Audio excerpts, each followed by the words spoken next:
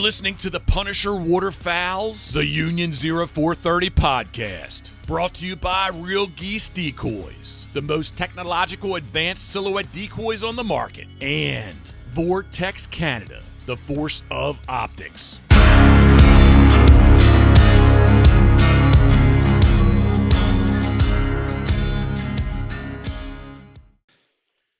Hey everybody, how's it going? So Damien, he's busy doing some family stuff tonight, and he said, hey, asked Mark, asked Ryan, asked Phil. He even asked Jeff Coates and a whole bunch of other guys to host it. When they all said no, they said, well, maybe Dave will do it. So here I am tonight. Special guest tonight, we've got Ryan Van Leuven. Did I say that right, Ryan? Van Leuven? Exactly. Okay, perfect. We got Ryan here. So Ryan owns Pintail Waterfowl. He's coming out of Michigan. So Ryan, tell us about yourself. Tell us about your business. Pintail is actually, when I started, I was trying to make a few waterfowl products. I developed a stand that was not telescopic, but stacking for mojos and stuff like that for spinning wing decoys in deeper water. And I'd started developing some other little products and stuff that it was hard to compete price wise and get them into a price point I wanted. I actually had Brad McGregor as a call maker down south at the time. I didn't make calls then. I had him making calls for me, and I was developing my first public jig at the time and kind of learning it all, just jumped right into it. And so he was making calls from me off of my jig, and he was having a hard time getting the color acrylic that I wanted. I couldn't find blanks anywhere of the colors because the big companies were buying them up. So my ex-wife at the time, she says, well, why don't you make your own blanks? And I says, well, I probably could do that. So I ordered up some material and started designing a mold. And when I started doing that, I kind of got this thing like, why not make it, instead of just making a blank, because there's blanks out there. I'm like, why not make it better? Make something different, something new that people hadn't seen before. And that's where we decided to start casting the blanks with the holes in them, so people didn't have to drill them. I was, why just cast the hole? It uses less material. It's, you can sell for cheaper than and that, and it makes it easier on people. So it kind of started going. I cast a few and sent a few out to people to try, and they liked them, and we started doing some more. I have bad asthma, so I myself couldn't cast. So I asked my mom, because she had told me, she's like, I'm looking for something to do. I said, why don't you try casting these blanks? So I kind of showed her and showed her what we're looking for and got her going with it. She started casting blanks. At the same time, I had my tone board developed that I liked for my P1 jig, which is our kind of flagship public jig. And a buddy of mine that runs a machine shop, I talked to him. I said, can you make these for me? He says, yeah, I can make them for you. So he started doing the jigs. So I had jigs and then I had blanks, and it sort of just evolved into a call supply company instead of so much the making waterfowl products. And I did have a few products at the very beginning and stuff, and I just kind of dropped them out and started focusing on the calls. I had a jig made for my insert, the insert part of the call that was actually half molded with the tenon, so they didn't have to turn the tenon down. And from there, it's kind of just evolved. I started doing exactly right there. I started doing the goose calls that had the 7/8 and then dropped down to 5/8, so they could fit like Echo's call or goose insert. And then I developed the goose gut certs as well to hold them together. The whole thing I try to build around it is to have stuff for the guys who've been making calls for years, to make it easier and quicker, more profitable for them, as well as I really push trying to get new guys that are just getting into it to make it a little easier on them, easier to learn. They can spend more time turning versus drilling and trying to get tenons perfect and that sort of thing. It really has came along well getting the new guy. I've had a lot of schools, shop teachers call me up and buy materials and jigs and mandrels and everything to get their students going in it. And I think focusing on, not just the guys who've been making calls for 30 years, but, on the guys that do that are just starting out too. I think that really has helped the market itself and getting, new guys in, and it's helped my company a lot as well too. I've always tried to really listen to what people say. If I get someone call up and they're like, "Hey, can you do this?" I'll try it. I'll always try it. Sometimes I can't, but I always try to do it.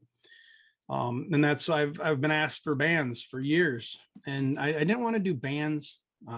Let me step back just a little bit. When I first started, I had a couple people get a hold of me. Stelzner was one.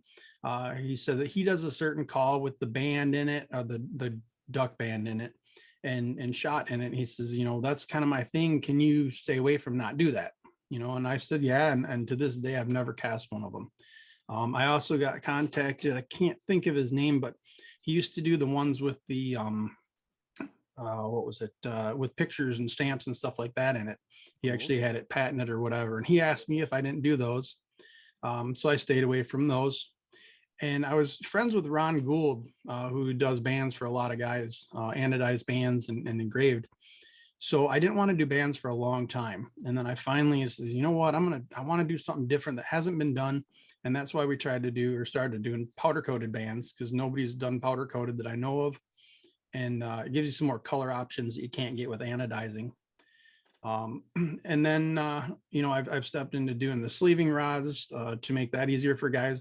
You buy a wood blanket 6 inches. I don't know how many centimeters that is for you guys, but when you cut it in half, for that. You get your, yeah. Okay. Well, it gives you your 3-inch barrel, but then you get 2 3-inch barrels. You can't make an insert out of the other piece. You need, another 4-inch piece to make your insert. So by using the sleeving rods, I do acrylic and Delrin. It's a simple, you drill it and glue it in, and now you've got your insert ready to go. You can make a full call out of a 6-inch blank, which is more profitable for people and easier for people to use and that sort of thing. But it's grown. I've been in business now for, I think I'm coming up to my 13th or 14th year. And my mom does all of the casting. I call her the cast master, and she's arguably easily one of the best in the world, I think. As far as duplicating colors, we have, our standard color line, which we duplicate all the time, and she just nails it one after another. We had someone recently wanted one that looked like an opal, and she was able to get that, and he loved it. We've done some pretty intensive blanks, and stuff for people, which makes it nice. And then because we're a small company, I don't have to run. We cast in 9-inch rods instead of 4-foot sticks. So little guys that, they want to make, someone say, hey, can you make me a Green Bay Packers colors? We can do that without having to make them buy 4 feet of material that they won't use again, which is nice when you get something that's a pink or purples that maybe don't sell quite as much. It makes it cheaper and easier for them. They can actually make money on that call versus having, just trying to pay for the rod, and she's just gotten better and better and better over the years at it. I think I take a lot of credit for building the company up, but without her, I wouldn't even be half of where I'm at. She's really got it down and got it well. Yeah. And one of the big benefits I found is that, like, I've only been making them off and on for the last few years. And when I was trying to make my first tone board, I'm like, man, I don't want to have to take every single piece of wood and put it down to 5/8. And then I was kind of looking for an economical option to learn to do my tone boards. And then I found Pintail, and I was like, oh, and they had a sale on, and then you have like I want to call them like your seconds blanks. I forget the name. And I was just like, oh shit, I'm just going to order like 50 of these. And man, I whipped through a bunch of them, and like, I felt bad about throwing some of them out, because I was like, but eventually you're like, oh man, it's starting to work. And then you're getting better. And by the time you get like the 30th one, it's like, okay, now I got 20 left, and I got to figure out which ones are good for the last so that I can use them as actual calls, because even your seconds blanks were actually really great quality too. Right. So I was pretty surprised. A lot of those seconds, I just call them my flawed blanks. Some of them, the holes are oversized in the casting process. If there's so much involved in the casting process, as far as temperature, we control temperature and humidity, and in Michigan, that's tough. Same as you guys, it changes quick, and Dead of winter is completely different than dead of summer. So some of them, we do get aren't usable. Most of the calls that I've ever made are actually from the second blanks, from those flawed ones. A lot of times there's nothing wrong with them. I sell them cheap, just all we do is put that money right back into making more blanks. And it's, for me, it's never, when I started this, it was just a side hobby, fun thing to do, and I've kept with it. I've never been about the money for it. I like to see the new guys when they get going on it. I like to see the blanks when I get them all the time. I'm like, oh, this is just a beautiful one. I'll write right on their order. I want a picture of this when it's done, to see, that part's exciting for me. A lot of what I do now is really just packing orders and, put shit in the boxes, ship it out. It's not exactly fun, but I still do get excited to see the guys especially the guys, they'll call me or message me or whatever and say, hey, I'm just starting out and I'm having a hard time with this, and I can, work them through it. And, a few weeks later, I'm seeing them posting calls up online that look real nice, and they'll write back, hey, I got the hang, I'm doing good. And it's a different kind of business where I have a personal relationship with a lot of my customers. I've had guys that have ordered for 10 years I've never even talked to, but I've got guys that I've talked to for 10 years. And, I've gotten invitations to hunt and stuff all over. And I've met some really cool people in the industry. I'm trying to remember the guy's name. I always know it now, it slips in my mind, but he's one of the best knife makers in the world.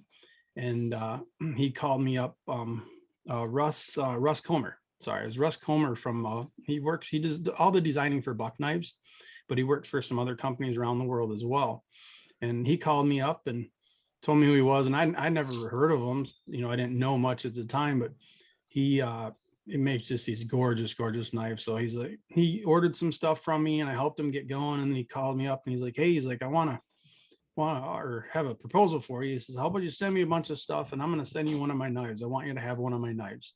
And he's usually a year or two wait on these knives. So but he told me right, he said, I don't want you to, don't baby it, don't put it in a case. He goes, use it, have fun with it, and so I've skinned a few deer with it already. And, it's a $1,200 knife and I'm skinning deer with it and staining it. But, I've worked quite a bit. I've done a lot of jigs for John Stevens.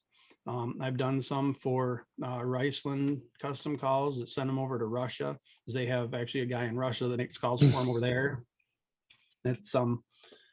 It's a neat industry, and you make a lot of good friends with it. Corey Sorensen is a good buddy of mine. When I first was starting out, I was happened to be online and I seen, here's this guy, had an article on him in the news for being such a good caller. And he gets invited to the Stuart every year and everything else. And he was just a kid, so I called him up I don't know, called him online or got a hold of him, but I was like, hey, why don't you stop by one day? I want to show you some stuff, and he came over. So he's helped me out, immensely through the whole thing, and became a good friend of mine. And it's just a neat industry. I got probably 5 or 6 guys that are local that stop by all the time. Brandon Chedester from Greenwing Custom Calls, he comes by all the time, and we throw around ideas and mess around with stuff. And they're the ones that usually lead me into trying to cast Nerds candy in blanks and Fruit Loops in blanks. And we've tried so many things that have never, ever seen the light of day. I highly suggest don't do Nerd blanks. It comes off sticky. And I mean, it smells great. It smelled just like Nerds candy, but I from head to toe was just sticky mess. We've tried seashells, which seashells are by far, they're worse than deer antler. They're the worst smelling thing out there. I've got a couple boxes around here of all these weird things we've tried, and I said no, they're not going on the market. But it's been a fun industry. It's been fun, and it kind of took over to the point where I couldn't have a regular job at the same time. I was selling insurance when I started it. I actually designed the logo while I was sitting at my desk selling insurance, and my boss was going to shut down the agency. He's like, I'm going to give you unemployment for 6 months. He's like, go start your business and let it go. So I put everything into it and worked my butt off, and it became full time. That it gives me a lot of freedom to do other things. And I actually own, I think, 9 or 10 different little companies now that I do just kind of in between, and they all kind of overlap and crisscross, and it's been a fun ride so far. Yeah. And the other thing that people might not know is that you have like dedicated help pages for people looking to get into some of these, especially the how to make a call and like how to use your PJ1, like your pintail jig, your number one jig, right? And I thought that was kind of neat. And then you got people like talking about it and discussing how to use it, and everyone's been helpful so far on the site. So I thought that was great. I think it's a really cool concept because call making has really exploded in the last like 5 years. Yep. And you've essentially like your business platform. Like I had to ask Dave, like I hadn't heard of it. And then when he told me what it was about, I was like, man, like there's nobody else that I know about who's doing it. And you're really taking away the most, one of the more intimidating aspects of call making for a beginner, or even like maybe the most intimidating aspect of it. You're taking that pressure off a lot of people, and it's kind of like inviting people who maybe don't want to commit or are a little afraid to put their toe in the water. Now it's just taking a little more stress off it. And I think you're going to do a really good job at like increasing people to get into the sport of call making who necessarily wouldn't previous to this. Right. And that's one regret I had is I didn't start that group a lot sooner, the Make a Duck Call group. I actually own a domain, makeaduckcall.com, that I put up years ago, and it probably needs to be updated, but it just had some basic info, like these are the tools and this is where to go to find help and that sort of thing. And it was a marketing tool, but it was there to help people. And that's what I wanted, to get the guys that are intimidated. When I started, there was only, I think, one other maker of jigs out there that I knew of at the time. And something that I had heard is that, he sells a jig, but it's pretty much you're on your own. And he even said it on his website that, that he doesn't offer any sort of help for it or anything. And I was like, I don't really see what's wrong with helping people get started. I'm not going to stop over to their shop and make the call for them, but I'm going to help them get through those beginner steps, the baby steps, because it's frustrating and that can make or break you from making calls. I've had people call me up that they're about ready to give up, and I can lend them a little bit of help and pump them up a little bit and get them moving in the right direction. And there's a lot of guys out there now that I see that are some of the top call makers that were guys that I remember when they started.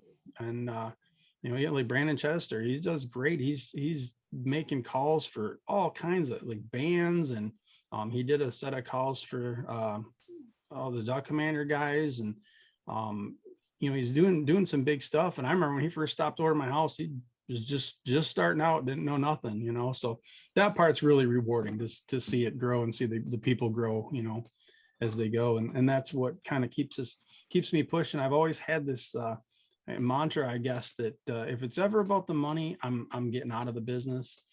And I want to see the people, that are my customers, and I want them to keep them as customers. I want to offer the best customer service I can, which I've always tried to do.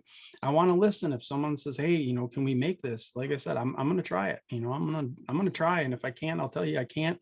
I've never, my tenons on my insert blanks, they're not the strongest. They can break, if they drop and that sort of thing. The blanks are strong. I've done tests driving them over with my Jeeps and stuff. I just want to point out that when you break a tenon like that, it's heartbreaking, especially when it's like you just get your first tone board and it's like sounding good and you've got like 3 people to try it and you're like bragging about how awesome it is, and then your wife hits it off the counter and it hits the floor and you're going, you see it like slow motion break in half. Not that it actually, it happened to me, but so I actually glued it back together with super glue and then re-drilled it out, and it's actually at bro's house right now. So oh, nice. It's is that one? Yeah, that's that one. Yeah. It's the black one. It snapped, and I was like, I almost cried. Like I put a lot of work into that, but yeah, I have to go look at that now. I didn't see the fracture mark in it. Oh yeah, it's frustrating, and I've done it, and I've taken blanks, I've drilled them with no lubrication, whatever, as fast as I can. I've tested this stuff to know its limits. And I tell people, like, the first thing you should do, go buy some gym floor mats. They're like $4 or $5 a piece, and throw them down in your shop. I have them, you can see behind me, I have all the blanks. My whole floor in here is padded, so when stuff falls, it doesn't break. They can easily handle that. On the cement hardwood floor, there's a good chance it'll snap. And we've experimented with epoxy and stuff. I had epoxy, Corey and I took it, and we were throwing at the floor as hard as we can, and it would not break. But it didn't take colors as well. It didn't turn as well. There was downsides to it as well. So I wanted to do these sleeving rods forever, and I never did. I'm glad we finally got them coming out, because you can take a lot of the guys won't use, because of my tenons. They're just, and I understand it completely.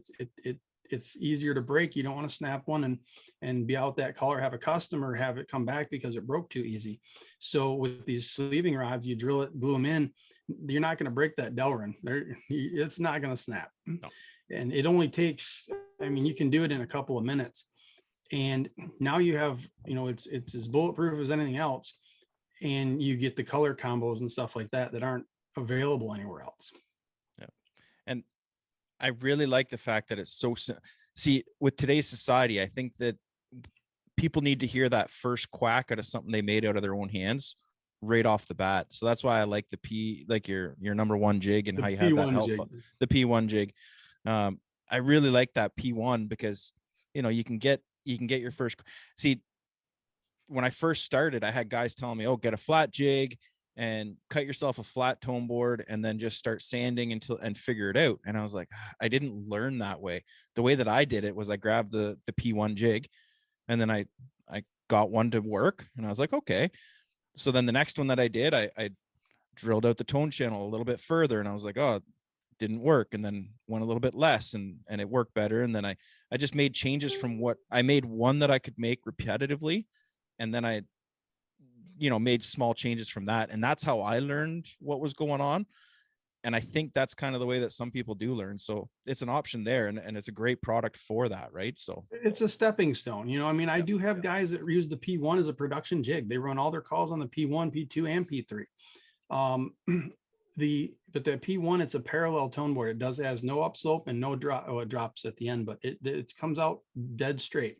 And then the P2, which has just a little bit of upslope. The P3, which is shorter and has quite a bit of an upslope. I actually left that one with more meat on it. But that P1 is my favorite. I use it because it's easy. It's reliable and it's quick. And when you're just starting out, like you said, when you get that first quack, you're like, oh, wow, I did it. It's such a confidence. Yeah. It gets people in them. And then the next 5 of them, you'll throw in the trash, but it gets them going and know that they did it once, they can do it again. And then they start learning a little more, details and things about it. And that's usually about the time that a lot of guys will jump on that group now and start asking questions in there. Like, what am I doing wrong? Or I get emails and messages all the time. And, I try to be available. I'm messaging people back at 1, 2 a.m. regularly. If I'm up, I'm working, so. And that's true, because when I was trying to get Ryan on the show, I messaged him, and then at 1:30 in the morning, he replies. I'm like, where the fuck does this guy live?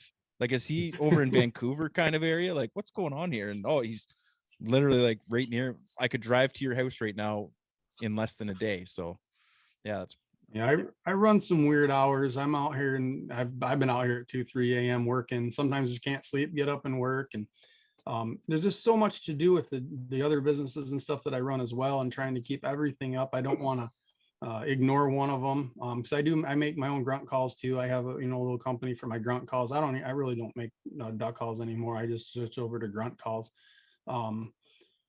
But I do some other things with the same materials. We cast blanks, and I do knobs for boats, throttle knobs for wakeboard boats and ski boats, especially like the old Mastercrafts and stuff like that, which I was engraving stars on those. And the girl that was doing it for me wasn't getting the quality I wanted. So I started doing it myself by buying an engraver. Well, then I started using that to make the, things, and I make my little call stands from it, just. It all kind of overlaps and intertwines, and it keeps you busy. And like I said, I've always said, I'm a business owner all the time. I don't punch out. I don't have hours. I'm always a business owner, no matter what day or time. So, I I realize I have people on the West Coast that they might be in their shop at 10 o'clock at night. So if they message me, I have no problem messaging them back. You know, I don't really have off hours unless I'm on vacation, and then I'm usually still on my phone when I'm fishing or something. And you still make time to hunt, because I dare say you're part of the Quack Yak Nation, right? You're got that new duck Quack Yak going on. I'm working on it. I'm gonna go test it this weekend, see if I can't drown myself. It's a stealth beaver tail stealth 1200 with a 6.5 mud motor on it. I love fabricating and building stuff, so I enjoy building boats. So it was fun to build the blind and everything for it. I've kayak hunted before. I have 2 other kayaks that I have camo covers on. I'll do it. I've actually hunted it almost like an open water layout blind. It's shallow up in Lake Michigan. I can walk out and set a spread and just jump in there and sit and float. And I've done with marshes and flooded corn and everything else. And the kayaks it's really a unique way to hunt. The biggest downside I've found to kayaks is that most of my buddies don't have them. So if I don't have more than one, it's hard to get people to go with you. I'm in that same boat. Like it's my favorite way to hunt now, is out of the kayaks, right? And you got to have 2, because then there's always someone that can be with you, right? So it's good. What's the hunting situation like in Michigan there? How are things looking compared to normal? We just had the UP opener last weekend. This weekend is nothing. It's a week off. And then we have our northern opener. And then the week after that is our southern opener. And we've just finishing up early goose. Last day of early goose season is tomorrow. Goose has been amazing if you're in a field with the birds. It's kind of been like one side or the other. People just not finding anything, and people getting full, limited out 5-6 guys like nothing. It's been kind of weird, but it seems like the birds are real flocked up, staying together. And I think a lot of fields haven't been cut yet, which is causing them to stick around the fields that have been. But we have a buddy of mine has introduced me to a friend of his that owns a farm, and it was made news recently from the PFAS. I guess he was using whatever he was using on the fields had PFAS in it, and it was too high of a limit. He didn't know, but there's a bunch of lawsuits against that company. Who was dumping it in the river upstream of a processing plant, and they were using the sludge from the processing plant on fields, and that they did a river. They did a city's drinking water was contaminated from it. So it's a huge deal. Well, he's got this field he can't plant, and all the cattle had to go. So we've been hunting out there, and he had winter wheat come up, and he just mows a big area of it every couple of weeks, and they're just bombing in there. 300, 400, 500 birds at a time over the field. It's been pretty crazy. As far as ducks, the guys in the UP, it was kind of the same, hit and miss. There's guys hitting limits, and then there's guys not seeing anything. But the UP is tricky early in the season. It's more local birds. They're still not down yet. But overall, the numbers I've been hearing is pretty promising this year, especially compared to last year, which was pretty bad. Good. So for those who aren't Michiganders, can you expand on what UP is? Upper Peninsula. I'm sorry, that's Michigan is 2 states pretty much. We have the lower and the Upper Peninsula, and the Upper I love hunting up there. It's about 5.5 hour drive for me to get up to our cabin, so I can only do it once or twice a season. But we go up usually right after Halloween when it's cold, right before, usually by deer season, there's November 15th, firearm season starts. It's usually froze up by then, or at least enough that you can't hunt. So we try to get up there that last weekend. And if the birds are in, it's an absolute blast. If they're not, it's just cold, but the UP is just beautiful. It's compared to down here, the country, and just the atmosphere and the sunrises, the sunsets, the bird, the divers watching them across. It's amazing up there. So I have a bunch of guys we do duck camp every year up there, and we've got quite a few new guys going this year. So I'm excited to see those guys get to see what I see all the time, The only 2 people I've ever heard hunting the UP up there is you and Steven Ranella. So that's quite territory for you there, right? So you get up there. I've hunted the opener and seen one other party all weekend. Where we go, we hunt, there's big water, but then there's all marshes and stuff off of that. There's some rivers and a couple lakes that we hunt up there, depending on the wind and the weather. And last year, that's what killed us. We had a strong south wind, and we're hunting the north end, so it was just blowing us off everywhere we go. It was just bad wind. But a couple of years before, we found a point that stretched 200 yards out, and we walked out and had 5 of us out there and shot divers all day from shore. It was a blast. It was easy hunting. It was fun. It was, we had snow on the ground already, and it was an amazing time. I actually got up above me here. I got a hen old goldeneye that I got up there, got mounted. And we also in Michigan, we have Saginaw Bay, which is known as the Chesapeake of the Midwest. It's Lake Huron, but we all use our map of the thumb, so it's Saginaw Bay right here. And there's a couple areas that are on the bay that are reserved hunt areas. You have to go in the morning and get in the draw to go out. You can just go out on the bay, and we'll go out 2-3 miles sometimes and get 5-6 man limits of old squaw in a couple hours, and lots of goldeneye out there. Get scoters come through, and there's actually some really unique hunting around Michigan if you know where to go and where to look, and not afraid to. It can get sketchy out there. We almost drowned 2 years ago out on Saginaw Bay. We'd walked out, and the deepest spot I walked through when we walked out was about waist deep. When we were coming back, I was using my decoy sled as like a kickboard and swimming. So we literally had to swim in. Where we were standing, it was ankle deep, and my decoys I had set about waist deep. And a storm came in and was blowing in so strong. My decoys, I watched every one of them pick up, set down, pick up and set down until they're just gone out of view. And we were trying to ride out the storm. I think we better go. So we start working our way back. And it was, I was the shortest guy of the bunch. So I was swimming half the way. It was pretty sketchy. So you got to really have respect for it out there, but it's some neat hunting in Michigan for sure. Nice. I want to circle back to something. Me and Ryan want to know, who did you send the Green Bay Packer stuff to? I don't remember who. It's been years. I've done 2 or 3 of them. We've done Green Bay. For Michigan, we have a big rivalry with Ohio State. So every now and then I get asked to do those, and I usually send some kind of a message with them in their package. But we do a lot of Alabama, a lot of guys down there, and Razorbacks. Thing is, we do trying to think we do a lot of, and maroon and white. It's tricky because their colors are so close, but it's just that right shade of maroon. If it's not right, they're complaining. Oh, yeah. We've done a handful of some weird ones like that people are real picky about. Oh, it's not right. It's got to be just a couple shades darker.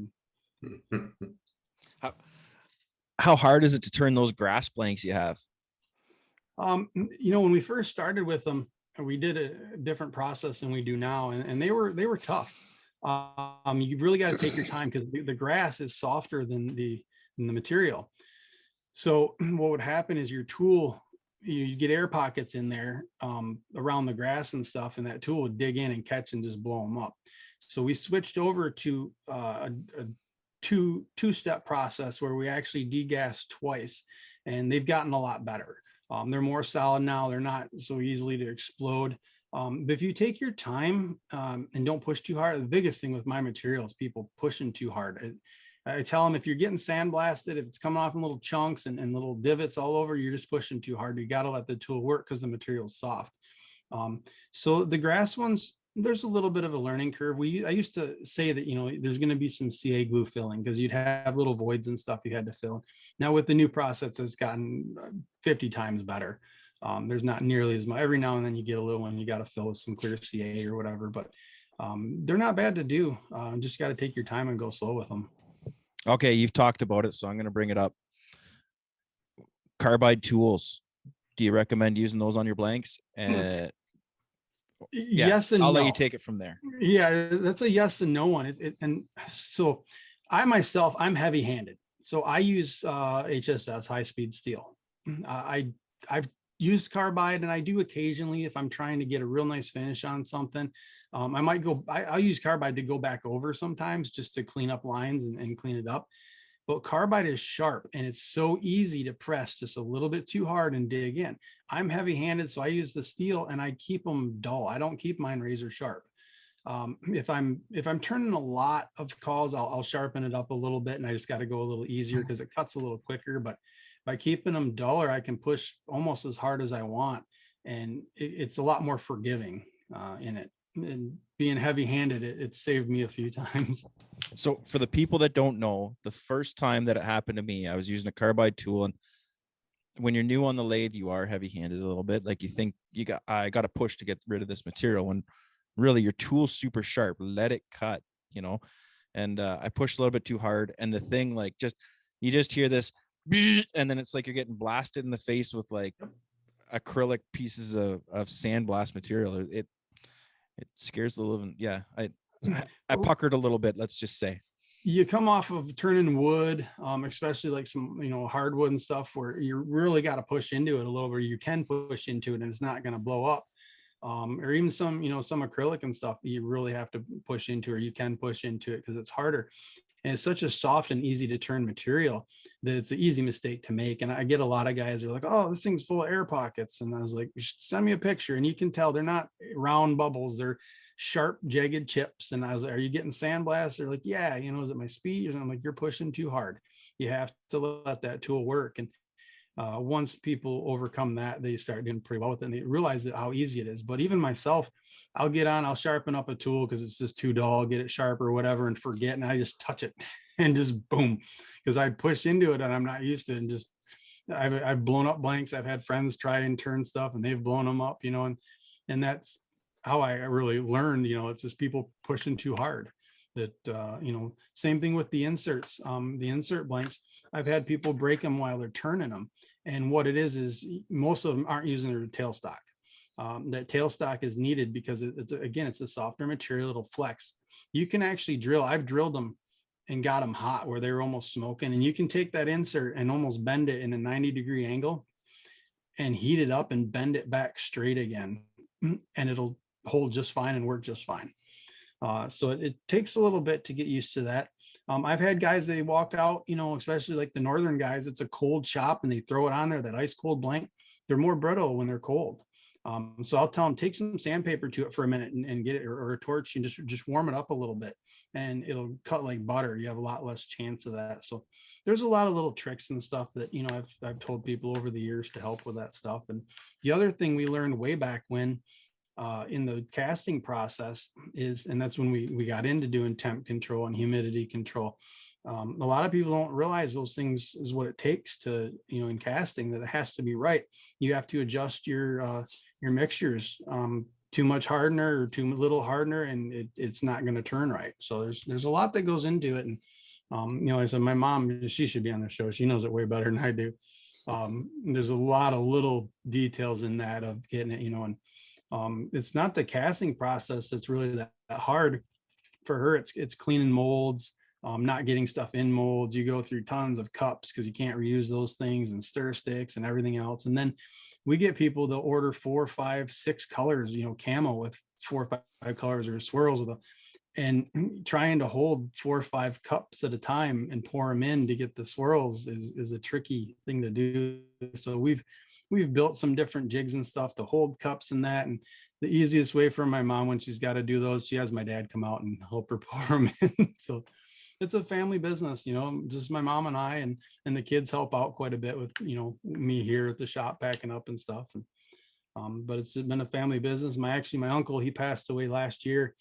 He actually, when I was developing the P1, I took it to him because he's been duck hunting his whole life, him and my dad, but he really knew what he was doing. I took it to him and he blew it, and he says, that's it right there. You got it. So I turned that into the P1. So P1 is a little more dear to me now that he passed away. And I still have around here somewhere, I still have that original insert that I made that we turned the P1 into. And that's, yeah, even before I knew you, when I ordered my P1, I was like, man, I couldn't get it to work right, and I couldn't figure out why. And it turned out that the the inserts that I had, it was just 5/8 doweling, but the 5/8 doweling wasn't actually 5/8. It was a little bit bigger than 5/8. But Yep. I sent you a message and you messaged me right back and you explained it to me and here, measure this and do that. And I was like, okay, perfect. And so yeah, good on you. Like family run business and your customer service is great. So yeah, I'd be proud of that. So Well, I'm the first to admit I'm not a good caller. Like I suck on a call. I do okay. I hold my own and it works, but I'm not good on a call. So when I'm developing something new, I always have, Brandon and Corey and Seth from Hadley calls. I have those guys stop over, blow us, tell me what you think, what can we change, what can we, do different. And I've been developing a new jig that I haven't finished the prototype yet on it. When I developed the P3, I actually took a P1 and I cut high. I cut above I didn't follow the tone board. I drilled about a 1/4 inch shorter. And then once I took it out, I cut it off and hand filed it down to make the P3 the way I wanted it. And I actually wanted to file a little more, but I left it because people had kept saying they wanted more meat on it. Once the P3 came out, I actually retired the P2, and I had so many people yelling at me that they wanted it again. So we re-released the P2. Well, I've been developing a new one, which is actually a shorter version of the P3, developed the same way off the P1. And so it's, I originally said the P3 was a cut down inspired. It's not a cut down call, but I essentially took the P1 and cut it down to do it. So this new one I've been working on is even shorter, and it's fun to do. It's fun to experiment with them. And I've got boxes of them. I've developed a diver call that I thought about making into a jig, and I'm still working on this short one. Hopefully, I'd like to try and get it out within the next year. It's just finding the time to sit down and get it finalized. But the P1 is kind of the basis of all of it. It was the first one, and it worked well, and it works. The thing I like about it is it's an easy one for people to learn. And that's, what I wanted. And I've got guys who've been using the P1 for 10 years and they're still going strong on it. We've made a few changes over the years. We do black oxide on all of our jigs and mandrels now. And we still sell flat jigs that are unhardened and, a little longer so people can make their own. And I tell people, I'm like, don't stop at the P1, get it done. And then start developing your own, cut high and start filing, make your own, and then we can make a custom jig for you. That's a service that we've done since the beginning too, is making custom ones for people. And we do quite a few of them still. So it's good to see that people are advancing, past the public jigs. And that's something that you also tried to keep the cost down with by doing the two-piece jigs, right? Yep, that was a big thing. When I started, I had people, one of my main competitors, the guy that was there in the beginning, he does a one-piece jig. And I understand it. When you heat metal, it can warp and bend. So they heat the metal and then they use carbide to cut it. When I talked to the machine shop, my buddy that runs it, he told me, he says, I think we can do this in 2 pieces, which cuts down on the labor significantly, which lets us keep our custom jigs way cheaper and in our public jigs, at an affordable price for people. We have a place out of Detroit that's one of the best. It's the Motor City. So the shops around here run at very high levels because they're doing stuff for the big 3, Chrysler, Ford, GM. So the shop that does our hardening, they know what they're doing. And in all these years of making these jigs, I've never had one custom come back because they thought it was warped or off or something like that. We've had a couple, they wanted the set screw hole moved, or the cork notches, they wanted a little tighter, a little wider, whatever. Sometimes, because if it's a flush set, it has to be different than if it's a press fit, the back of the jig does to allow it to sit correctly, because the jig should essentially match up to what the barrel, is how it fits in there. So there's a lot of little technical stuff that goes into it. But we've never had one come back for anything like that. And I've made for John Stevens 6, 7, 8 jigs for him. So if there was a problem with the process on it, I would know by now. After 13 years of doing this, I would know if there was something wrong. So that's a big thing. A lot of people say, oh, well, we harden after. And because it's 2-piece, it doesn't have there's not as much to warp. We keep them thicker material too, which also helps with the warping. Yeah. Well, Boys, you got anything else to add? I think we're getting close to that 1 hour mark. So just so you know, Ryan, we don't like to go much further than the hour. Just we got people with like me that has attention deficit and just can't get past that 1 hour mark. So yeah. No problem whatsoever. Yeah. I appreciate you guys having me on. I've been asked a couple times and I never really did it. And it's kind of fun to tell the story of it. A lot of people really don't know what all's been into it. I mean, I could go on for hours with the details and stuff we've been through and the things we've faced to try and get to the points we're at now. But we've kind of got it down to a science now of where we want to be with things, but still have that handmade, family-owned business touch to it. Yeah. And it's good, and it's a product and it's a service that you're offering people that's helping them out. So we appreciate that. Let's do a little bit of a round table. Ryan, bro.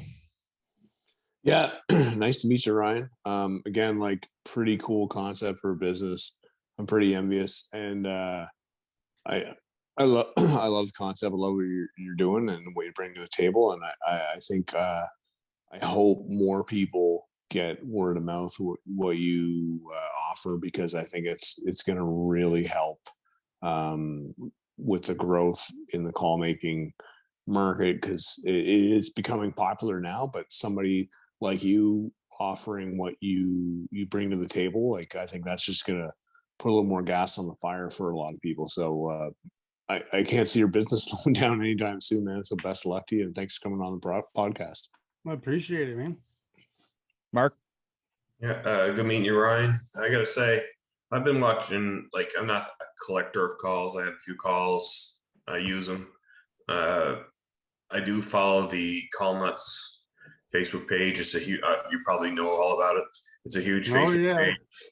And what following that has showed me over the last few years is that beyond my imagination, the amount of call makers out there, and they're all making unique calls.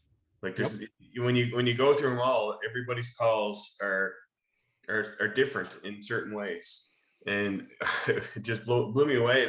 And a lot of these guys are successful call makers, and I didn't understand how you can have so many, and it just keeps growing and growing. It hasn't slowed down at all, not that I've seen.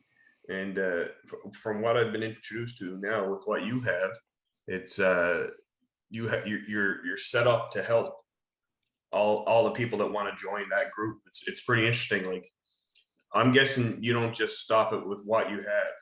You're always looking for the next thing to add to help. I've always tried to do new things, to do something different that hasn't been done. And we used to run a lot of contests, and we had guys that would send in calls. I had one guy, I can't remember who made it, but it was a freaking snow globe. You'd turn the call over and little pieces of stuff would fall inside of it. I mean, some of these guys, they come from different backgrounds. Some are woodworkers, some are machinists, and they all have their own style into it. And it's so cool to see how far it's came. I think that's what's kept it alive. It's an older tradition, and not as many kids are into that kind of things these days. So if we can keep that going, that's all the better for everyone. Yeah. Okay, Ryan, I'll let you say something. Then tell people, where can they find your website? How can they get a hold of you, etc. And yeah. Well, it's pintailwaterfowl.com. We have our group on Facebook, which is Make a Duck Call, which is essentially veteran call makers, and new call makers are very welcome. We don't allow any sort of shit talking or anything to them. We joke around, have fun, but it's to help a positive place where people can put up their call that may not be the best, that they can get good real feedback on it to try and make them better. I've also I'm available everywhere. I'm on Instagram, Facebook, YouTube. I've got some videos on there that help people. They're not as many. I lost the channel a few years back and lost most of the videos, but I've been trying to slowly get them back up there. I'm available all the time for questions. I don't do real well on the phone, but you message me pretty much any time or email me. I'll get back to you, usually within hours, not even days. And more than willing to help out and answer what questions I can. Yeah. Perfect. And for those that don't know, if you're looking to get some discount codes, Ryan tends to run a bunch of discounts every now and then. I think you do one around Christmas, Dude, maybe Black around Friday. Black Friday. Black yeah. Friday every year. I've done it since we started, and it's one of my favorite things to do. I actually lose money on that sale, but I don't care. It's fun. It gives people a chance, and just to see, I run little contests during it, and giveaways and different things. And I try to include a little for Christmas, a little gift with all the orders and stuff. It's my way, I guess, of giving back. We don't do the contests as much as we used to. It just kind of turned to a lack of interest. I couldn't get enough people that really wanted to do it. So I've kind of backed off from the contests and that, but I'm doing the sale. It'll be November this year again, and then we usually do one in around May. We do one as well. He tends to do like a little special gift, and depending on the size of your order. And so far, I've got, I think 2 years ago it was a beer koozie.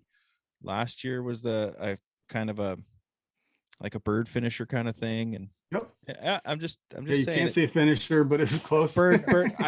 That's what it does. I don't know what to call it. Sorry. Bird executor. A bird executioner. Yeah. So Yeah. Keychain. yeah, but no, you know what? We appreciate the product, and hopefully we get more call makers out there, because the more we get out there, the more new things we get. And you know, we're one step away from getting a new top call.